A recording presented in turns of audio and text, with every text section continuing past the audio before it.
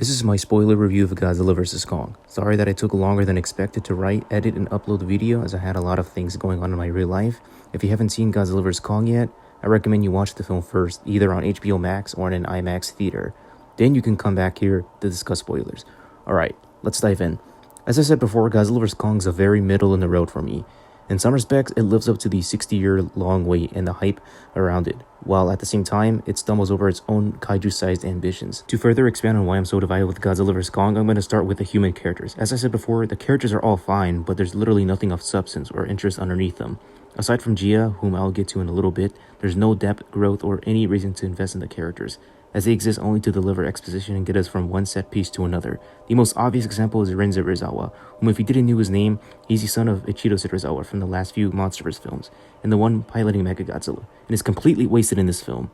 He's in the film for no reason at all, and we are left with questions like, what are his motivations? What's his backstory? Why is he piloting Mechagodzilla?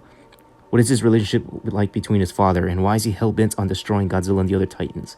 The other human villain, the CEO of Apex and creator of Mechagodzilla, does have a motivation, but it's very hammy and honestly pretty bland. Also more frustrating is returning cast of King of the Monsters. Mark Russell is just a cameo. Maddie Russell's character exists for the Mechagodzilla subplot, and the Bernie character, who uncovers the Apex conspiracy when they are building Mechagodzilla, was so insufferably cringe-inducing and annoying, even though he does contribute to the main plot of the film.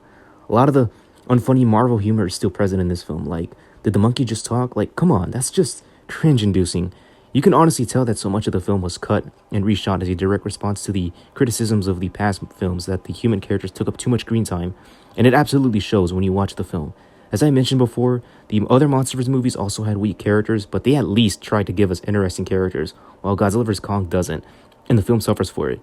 To anyone who says that the human cast in a kaiju movie doesn't matter, which I get since you mostly see these films for the monsters, don't use that as an excuse for why films, especially Godzilla/kaiju films, have to have low bars and be pretty bad.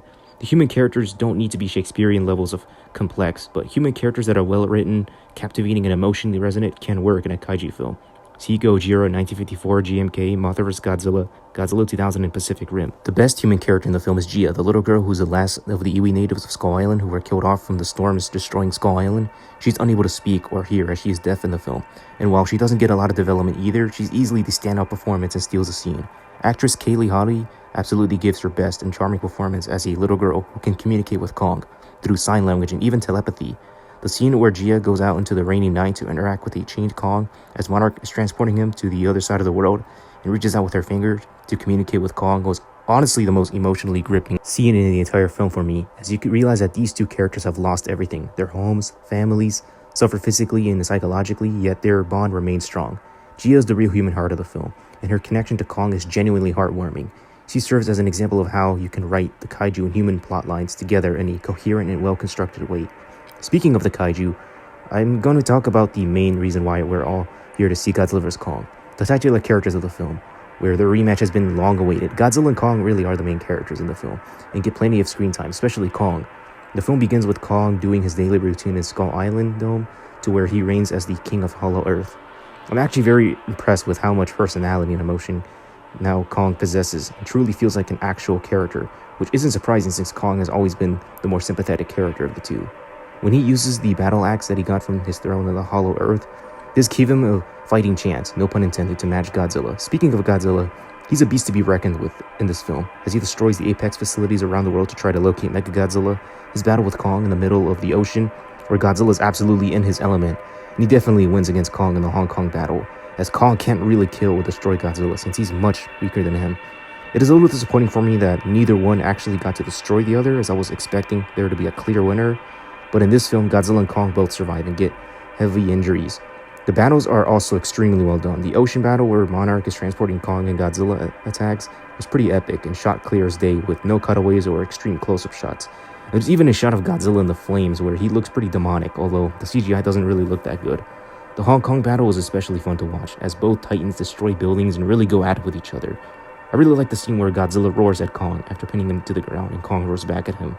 I still don't like how the titans move so fast in this film and do not feel the size and weight of these colossal beasts like you did in Godzilla 2014. Even King of the Monsters had some of that, but in both that film and this film, the monsters move way too fast and agile. It really was distracting for my own liking. I also forgot to mention how violent this movie got at points. This is possibly the most violent MonsterVerse movie, from Kong ripping the Nezuki's head and drinking his brains off, Mechagodzilla blasting the Skullcrawler in half, and Kong ripping Mechagodzilla's head and spinal cord off in a Mortal Kombat style. Mechagodzilla is very well done. The design is really good. It's very similar to the Showa era design while mixing it with some elements seen in the Millennium era Mechagodzilla. This interpretation is pretty cool, very futuristic and high-tech and aesthetic to match the film's absurd tone. I really like the scorpion tail weapon, the red atomic breath, and just how intimidating he was at times. I know I've said it in the past that Mechagodzilla wouldn't really work in the MonsterVerse, but here I honestly thought he was pretty well done and still looks like a mechanical beast of destruction. The concept of Mechagodzilla being powered by Ghidorah's DNA from the Harvest Ghidorah head through DNA computers was a really cool concept, and it was pretty neat to bring Ghidorah's presence to Godzilla vs. Kong, as he technically haunts this iteration of Mechagodzilla. That was a really pretty neat idea that could have made for elements of Mechagodzilla being a robotic abomination against nature. Though, here's where I have to say my issues with Mechagodzilla. He's barely in the film, and I don't think they utilize him enough for him to actually exist in the MonsterVerse. He's just in the third act of the film, and is just a giant robot who Godzilla and Kong both team up against and destroy. No setup, no backstory, and no thematic element underneath, just Mechagodzilla as fan service, and feels like they had to rush him into Godzilla vs. Kong. I'm extremely disappointed that they wasted Mechagodzilla in this film. Regardless if it ruins the realism of the MonsterVerse or not, it doesn't change the fact that he was just a glorified cameo in the film that I feel like they could have really worked into the film more.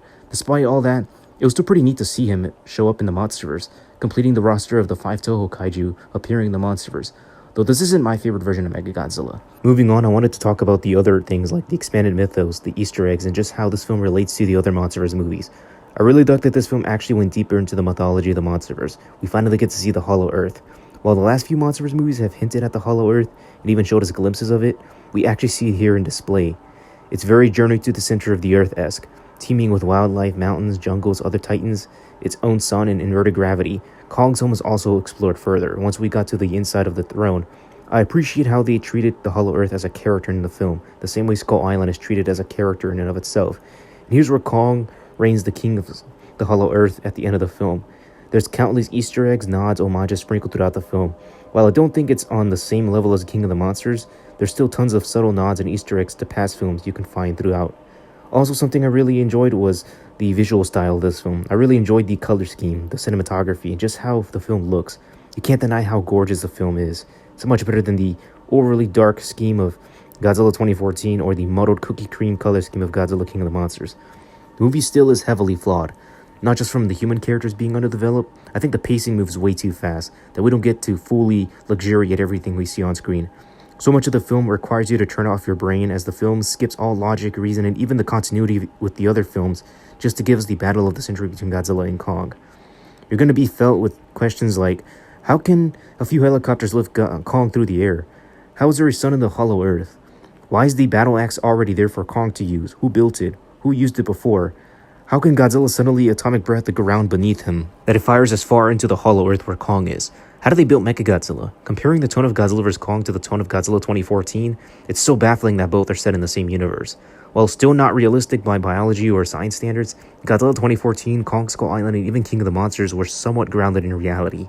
Godzilla vs. Kong throws out almost all of that, and even discards a lot of the continuity of King of the Monsters. The USS Argo doesn't appear in this film, the Unseen Titans of Godzilla King of the Monsters also don't appear, and even the stylistic aesthetic of the previous films doesn't carry into this film. If there's anything I wish the MonsterVerse had, it would be a consistent singular vision from one or two directors to give the MonsterVerse a consistent tone, set of rules and logic that are carried into all 3 or 4 films. I've said that many times before, I'm gonna say it again, so hopefully in the future, some other filmmaker would helm all the Godzilla or Kaiju films of a trilogy and give it a singular unified vision. Here the MonsterVerse is clearly not from the vision of one director, but multiple directors. That's not an inherently bad thing to have different directors, mind you, but a clear singular vision from one filmmaker carried over the films would have been a great way to make all of them feel like they're in the same universe. Before I end the video, I just wanted to summarize everything I said. After watching Godzilla vs. Kong a 4th time and spoiling a lot of it, I've come to conclude that Godzilla vs. Kong's greatest strength is that it's an unashamedly fun monster brawl film that entertains from beginning to end, corrects some of the mistakes made in the previous films, and really putting Godzilla and Kong as the highlight for why we see films like this.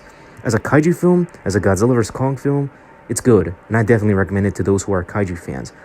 If, however, you go into the film expecting great filmmaking, great storytelling, great characters, Then you're free to criticize it and tear it apart for how flawed it is as a film. I went into Godzilla vs. Kong knowing it's not going to be great cinema, but knowing that it'll be entertaining and fun to watch, especially with this potentially being the final movie of the Monsterverse, and it culminates everything we've seen before, pits the two greatest movie monsters of all time in a rematch that we've all been waiting for.